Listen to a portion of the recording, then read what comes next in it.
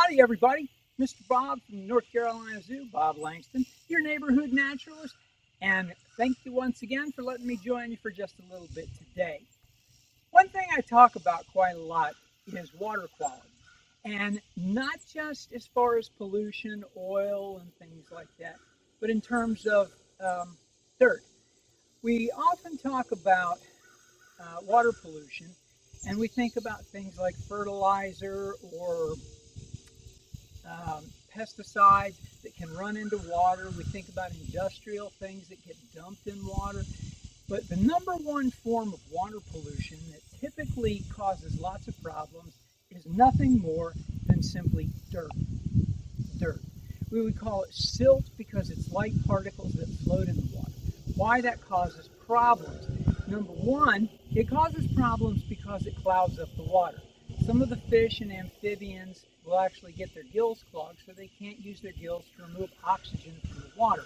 First problem. Second problem is many amphibians and fish lay their eggs on the bottom, and the dirt and the silt can actually settle and cover up their eggs so they don't hatch. That can cause a problem as well. So the third thing is that it clouds up the water. And cloudy water is hot. It soaks up energy from the sun. That means that hot water is less dense and it cannot hold as much oxygen. Fish don't breathe water. They use their gills to remove oxygen from the water. Now, oxygen can get into the water in a lot of different ways, and I'll talk about those a little bit later. So we're going to do a little experiment today. Here on the table in front of me, I have two clear glass bowls, some dirt, some water, and a simple little digital thermometer.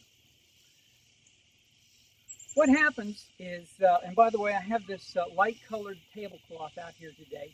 So normally the tabletop is dark colored, and the dark color would actually absorb the energy from the sun, and it would make these bowls a lot hotter than normally they would get. So what I'm going to do is open up the water here first, and we're going to get a basic temperature. And this is going to be in Fahrenheit. So basically, I'm just going to stick my thermometer down here and let that warm up or adjust to the temperature a little bit. It's just tap water, and I have it in this sort of double wall thermos container so that, let's see, I don't know if you guys can see that or not. Let me hold that down there. But this is a thermal container so that just sitting out here on the table, it wouldn't absorb any heat. But I want to get the temperature first before I put any of it in the bowl, so that you guys can get an idea of what this is.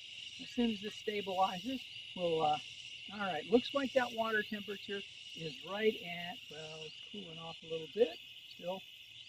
I don't know if I'm stirring it up some. I'm going to hold that so where you may be able to see it. Looks like it's right about just below 75 degrees, 74 and some change. It keeps fluctuating between 74, 7, 74, and 9. Let's just say 75 and round it off there. You don't have to be super duper accurate for what we're going to do here. So I'm going to take that out, turn it off, and keep that one. We're going to add some water to both bowls. Now these are both sitting right out here in the sun. I wanted to use clear glass bowls. Glass is a pretty good insulator. Clear means that the bowl itself is not absorbing any of the heat. And that's why I have the white tablecloth on here. Oops, I kind of messed that up. Didn't exactly measure right. Okay. Let's get these as close to about the same amount as possible. Does that look good? Okay. Okay, that's about as close as I can get. Now I'm separating these apart. This one is going to be our control. That means that I'm not going to add anything to it. This one, I'm going to put some dirt in, and we're going to stir it up so that when the water gets cloudy, we'll just leave it. And then I'm going to leave these out here for about an hour or so. We'll come back and we'll take the temperature. Remember, we started at about 75 degrees.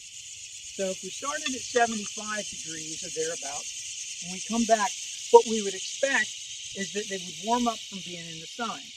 The question is, does the control, the one that is just plain clear water, warm up as much as the one over here that's going to have dirt in it? So let's add a little dirt and make it worthwhile. Now this is not any of that highfalutin imported dirt that comes from overseas or anything like that. No, this is just plain old red clay that I got out of the backyard over here a few minutes ago. This has got some rocks in it too, so I'm going to try and get some of those out of there, and we'll see a little bit clear. So again, just plain old red clay. We're going to pop this in here. We're going to put it in here and use my little swizzle stick here, or my little stirring stick that came from, it's actually the part of my thermometer that keeps the thermometer from getting messed up. So now we have these absolutely delightful bowls of water. Our control, that's this beautiful clear water, it's going to warm up some in the sun. And this one, which is now cloudy. By the way, if you were going to get a drink of water, would you want the one that's nice and clear, or would you want the one that is nice and cloudy? It'll have a little grit. You'll feel it grinding in your teeth. It'll be great. So we're going to leave these out here. It is currently, it doesn't matter. We'll say for about an hour or so. And then I'm going to come back. And when I come back, we'll take some temperature readings, and I'll tell you a couple of things about it as well. Why the temperature is not the greatest thing in the world, why it's not the best thing in the world to have hot water unless you're taking a shower. So we'll go from there. So you guys, go have a sit for a second. I'm going to go inside and get on the telephone or do something that doesn't really matter. I'll be back. Come back and join me in just a minute. Well, okay, that ended up being about 2 hours. It was a longer phone call than I had expected, but it gave us plenty of time to let the sun do its magic on our water samples. A couple of things to mention real quick about oxygen before I do the test on these. That how does oxygen actually get in the water? In streams and creeks, a lot of times it comes from the water that's tumbling over rocks. It tends to dissolve oxygen in it. Rain can do that. As the raindrops fall, they cause a little turbulence. So a lot of the oxygen is tied up in the top. In larger bodies of water, like the lakes and like the ocean, the wind creates waves, and that helps the little turbulence to get some oxygen dissolved in the water. That will become important in just a moment or two. So let's take a little chance. When we started, the water in the bottle was right at 75 degrees. So we'll check this in just a moment or two. I anticipate both of them will have warmed up considerably because it's more than 75 degrees outside. If you can look here in our sample that I stirred up some dirt, one of the odd things that happened is the water is still cloudy, more cloudy than the our test sample here, our control sample. A lot of what is in here has settled to the bottom, which means that this now has a dark bottom. So it's going to be warmer. How much? I don't know. So our first, there we go. Wow. It says here that this is 97 out here today. It's a little warm. So I'm going to put this in the control sample first, and we'll get an idea for what the clear water sitting on a table with a light-colored surface is. Now this is warmed up a lot. The reason I was mentioning that a lot of the oxygen gets into the water at the surface is an interesting reason. When I was a teenager, I would go to summer camp at a Boy Scout camp up near where I lived, and we didn't have swimming pools. We swim in a lake.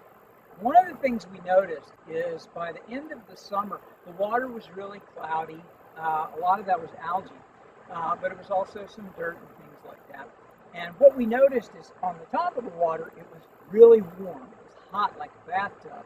But the water was very cloudy, so sunlight didn't penetrate very far down. Sunlight was warming up the water. Once you got down where it was really dark and the sunlight couldn't penetrate anymore, it was really cool. So you think to yourself, hey, that water must be really cool and have a lot of oxygen, right? Wrong. Part of the reason why is because it's at the surface of that lake where it would get churned up by rainwater and stuff, so it was in that top layer where the sunlight would penetrate where the oxygen was. You're saying to yourself, well, wait a minute, aren't there algae and other plants that are in there? And that happens in the South a lot. And the answer is yes. But remember, they need sunlight. So down low, there's probably, even where it's cooler, there's probably still not as much oxygen. It's kind of complex. Don't try and follow it. Let's see what we have here. This is stabilized. So this one is sitting right at 96. It's sitting right at 96 degrees. That's our sample that does not have anything in it to make it cloudy.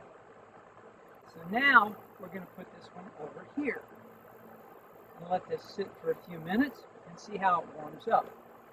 The whole idea of turbidity, that's the term that's used for cloudy water, or how much particulate matter is in the water that decreases your visibility. There's actually a scientific test. It's an old school test that uses a round disc that's painted in quarters. 2 quarters of it are red, 2 quarters of it are white, and it's called a Secchi disc. It's put on a piece of string that has marks on the string every inch or every centimeter of what have you, depending on how it is. And you drop the thing down in the water just to see when how everything is doing. So what we end up with here, this is now stabilized at 100 degrees. So this one is now 100 degrees, this one 96. And that's just in the hour or so that I was gone. So yes, in fact, anything in the water, whether it's dirt on the bottom, whether it's dirt in the water, it does tend to absorb warmth and energy from the sun. That means that warmer water is going to have less ability to hold oxygen. So that's what I talk about quite often when I'm saying it's really good to have grass in your yard to stop the rain from carrying away the dirt. It's great to have trees like the ones behind me. They help stabilize that too. Anything we can do to keep the dirt where it's supposed to be and out of the water makes the water a lot healthier. Remember, cool, clear water has the ability to hold more oxygen. Cloudy, hot water, less of that ability. And all the critters in the water, most of them do need oxygen and have to take it out of the water. So that's kind of our experiment for the day. We've shown that, in fact, cloudier water does tend to absorb a little bit more energy from the sun. The North Carolina Zoo, we are open and we're starting to expand a little bit as far as opening other parts of the zoo, other exhibits, and we're letting a few more people in each week or so as we deal with the COVID-19 issue. You still do need to purchase your tickets in advance. You still do need to make a reservation. And you can do that by going to our website at www.nczoo.org. So, for the North Carolina Zoo, I am Mr. Bob, your neighborhood naturalist. Thank you very kindly, and I hope to see you again very shortly. Y'all take care and be safe.